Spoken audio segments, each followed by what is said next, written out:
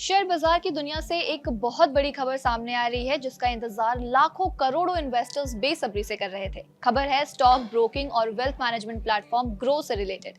जी हां, अब तक आपको निवेश करने में मदद करने वाला पॉपुलर ऐप ग्रो अब खुद शेयर बाजार में लिस्ट होने जा रहा है।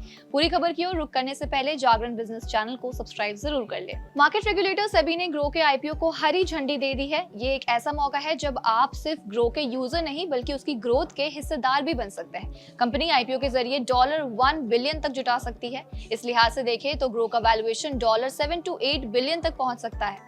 आने वाले कुछ वीक्स में कंपनी अपना अपडेटेड डीआरएचपी भी पब्लिक करेगी। हालांकि इशू साइज, फ्रेश इशू और ऑफर फॉर सेल से जुड़े डिटेल्स अभी तक सामने नहीं आए हैं। इससे पहले ग्रो ने 26 मई को सेबी के प्री फाइलिंग मैकेनिज्म के तहत कॉन्फिडेंशियल फाइलिंग की थी। उस वक्त ये चर्चा थी कि कंपनी आईपीओ से पहले एक और फंडिंग राउंड के जरिए पूंजी जुटा रही है। ग्रो की प्लानिंग है कि वो अपने इक्विटी शेयर जिसका फेस वैल्यू ₹2 पर शेयर है उसे एनएसई और बीएसई के मेन बोर्ड पर लिस्ट करे। ये filing billion brains garage ventures limited नाम से की गई है जो ग्रो की रजिस्टर्ड कॉर्पोरेट यूनिट है।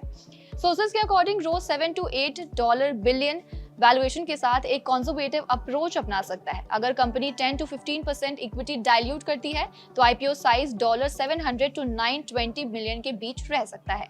आईपीओ के बाद ग्रो उन फिनटेक कंपनीज में शामिल हो जाएंगी जो यूएस से भारत में अपनी पेरेंट कंपनी को रिवर्स फ्लिप करके लिस्टिंग करेंगी। इस रिवर्स फ्लिप के जरिए कंपनी ने यूएस टैक्स अथॉरिटीज को $160 मिलियन का टैक्स चुकाया।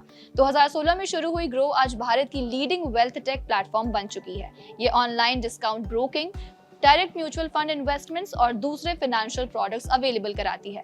ग्रो का मुकाबला ज़ेरोधा और अपस्टॉक्स जैसे खिलाड़ियों से रहा है।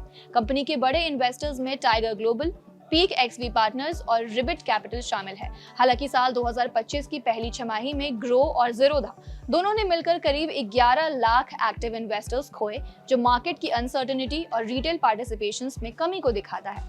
तो आज के लिए इतना ही। बिजनेस फाइनेंस से जुड़ी खबरों से अपडेटेड रहने के लिए बने रहे जागरण बिजनेस के साथ।